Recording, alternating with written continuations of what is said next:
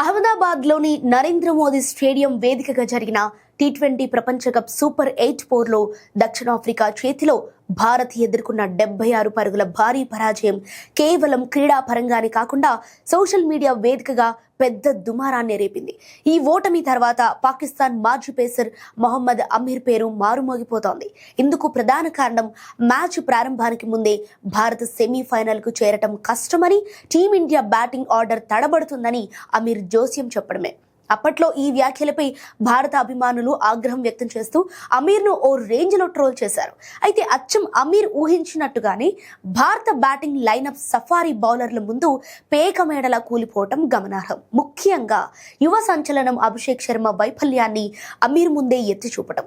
Match అనంతరం Pakistan TV channel చర్చలో పాల్గొన్న అమీర్ యాంకర్ తనను జ్యోతిష్యుడు అని పిలవగానే పగలబడి నవ్వుతూ దేవుడా నన్ను క్షమించు, నాకేంటిది అంటూ ఎద్దేవా చేశాడు.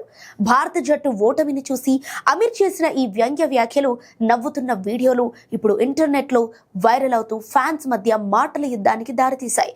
ఇక ఈ మ్యాచ్ విశ్లేషణలోకి వెళ్తే సూర్యకుమార్ యాదవ్ నేతృత్వంలోని భారత్ అన్ని విభాగాల్లోనూ విఫలమైందని చెప్పాలి. తొలుత బ్యాటింగ్ చేసిన దక్షిణాఫ్రికా డేవిడ్ మిల్లర్ మెరుపు ఇన్నింగ్స్ మరియు యువ ఆటగాడు డివాల్డ్ బ్రెవిస్ బాధ్యతాయుతమైన ఆట తీరుతో 187 పరుగుల భారీ స్కోర్ సాధించింది. అనంతరం 188 పరుగుల లక్ష్యంతో బరిలోకి దిగిన భారత్ కు ఆరంభంలోనే షాక్ తగిలింది.